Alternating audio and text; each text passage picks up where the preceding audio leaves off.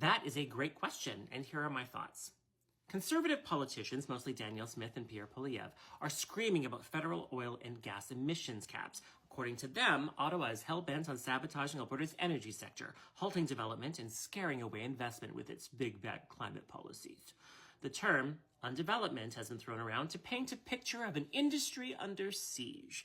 But when you look at the facts, this narrative is more propaganda than economic reality. First, let's set the record straight, and you know how much I hate that phrase. The federal government is proposing a cap on emissions, not production. Oil companies can keep producing oil to their heart's content, but they'll need to limit or offset the greenhouse gases they emit while doing it. Shocking, right? Being asked to reduce or offset the greenhouse gases they spew into the environment while making record profits? The audacity. And yes, it is record profits.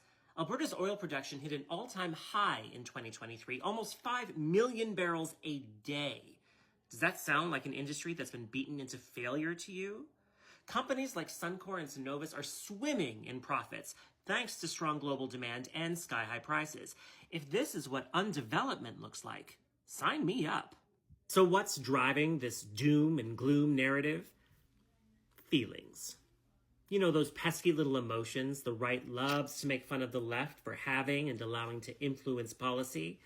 Yeah, those. It seems that some oil companies and some conservative leaders are feeling anxious about potential future investments. They argue that the uncertainty created by emissions caps could make Canada less attractive for new projects. Could.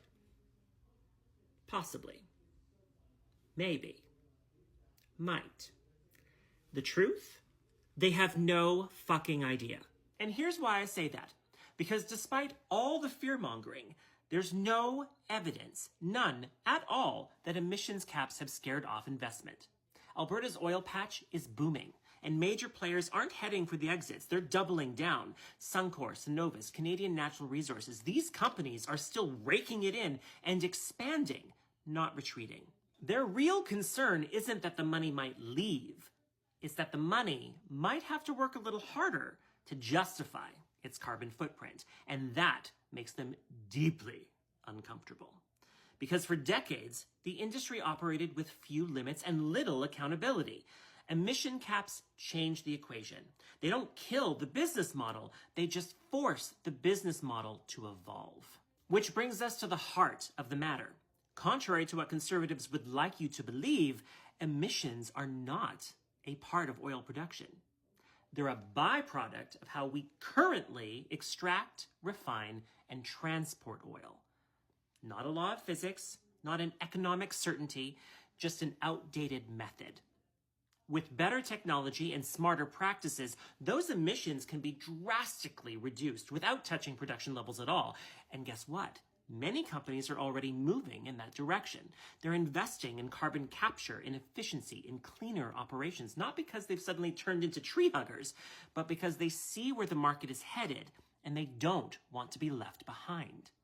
And yes, every time an industry is asked to evolve, there are howls of protest. That's nothing new. The horse and buggy crowd didn't love cars. The coal industry didn't throw a parade for renewables. And now, some corners of the oil patch are acting like being asked to reduce pollution is a declaration of economic war. It's stupid. But the smart players aren't panicking. They're pivoting.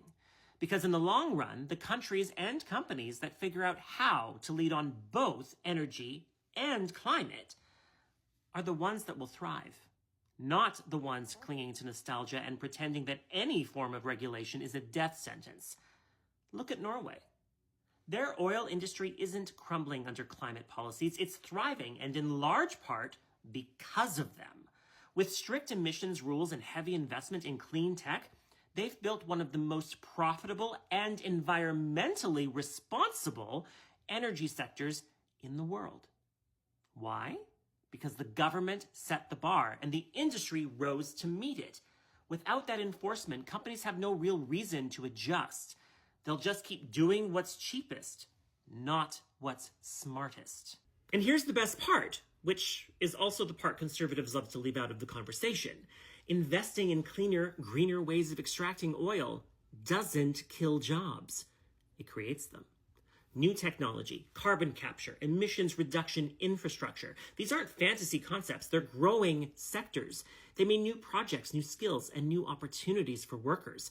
They also make Canada more competitive on the global stage, where investors and trading partners are increasingly looking for energy that doesn't come with a giant climate liability attached.